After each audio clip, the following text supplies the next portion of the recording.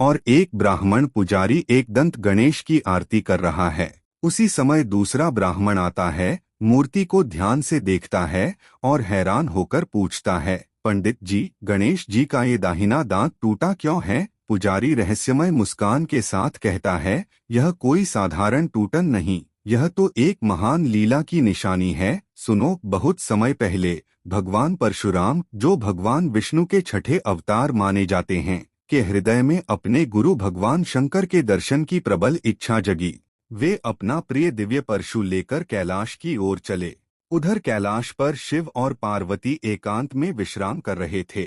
उन्होंने अपने पुत्र गणेश को बुलाकर कहा, गणेश, हम विश्राम कर रहे हैं, किसी को भी भीतर मत आने देना। गणेश ने हाथ जोड़कर वचन दिया, पिताश्री, माताश्री, आपकी आज्ञा ही मेरा धर्म है। वे कैलाश के मुख्य द्वार पर प्रहरी की तरह खड़े हो गए। थोड़ी देर बाद बर्फ से ढके मार्ग पर परशुराम ऊपर चढ़ते हुए द्वार तक पहुंचे। उन्होंने आदर से कहा, हे बालक, मैं परशुराम, भगवान शंकर का शिष्य, अपने गुरु के दर्शन को आया हूँ, मुझे भीतर जाने दो। गणेश विनम्र पर दृढ़ स्वर में बोले, गुरु महान हैं, पर इस समय मुझे माता पिता का आदेश है कि किसी को भीतर न जाने दूं। आप कृपा कर यहीं प्रतीक्षा कीजिए। उन्होंने गणेश को हाथ से हल्का हटाने की चेष्टा की, पर गणेश ने सूंड से उनका हाथ पकड़ लिया और उन्हें दूर फेंक दिया।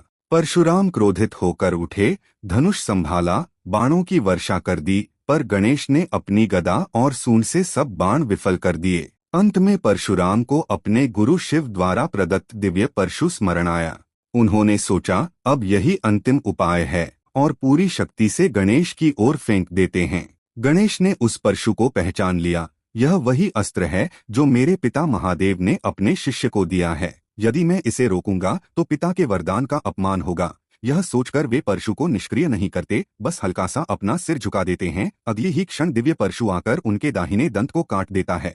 रक्त की धार बहने लगती है, पृथ्वी कांप उठती है, और गणेश की वेदना भरी गर्जना कैलाश की ऊंचाइयों तक पहुंच जाती है। वे देखती हैं कि उनके पुत्र का दाहिना दांत कटकर दूर गिरा पड़ा है। उनके क्रोध से ही उनका भयावह काली रूप प्रकट हो जाता है, बिखरे लंबे केश, भयंकर दृष्टि। वे परशुराम को श्राप देने को तत्पर हो उठती हैं। मेरे पुत्र पर प्रहार करने का यह दंड होगा। तभी शिव उनके सामने आ खड़े होते हैं और शांत स्वर में कहते हैं, देवी, यह सब सृष्टि के कल्याण के लिए रची गई लीला है, आप यह अनर्थ मत होने दीजिए। उसी समय घायल गणेश भी पीड़ा में होते हुए एक हल्की मुस्कान के साथ माँ की ओर देखकर कहते हैं, माँ, यह मेरे लिए अपमान नहीं, गौरव है। पिता के अस्त्र का सम्मान करने के लिए मैंने यह आघात स्वीकार किया है। आज से लोग मुझे एक दंत के नाम से जानेंगे। मेरा यह टूटा दाहिना दंत मेरे त्याग और धर्म पालन की स्मृति बनेगा। यह वचन सुन काली का क्रोध शांत होने लगता है।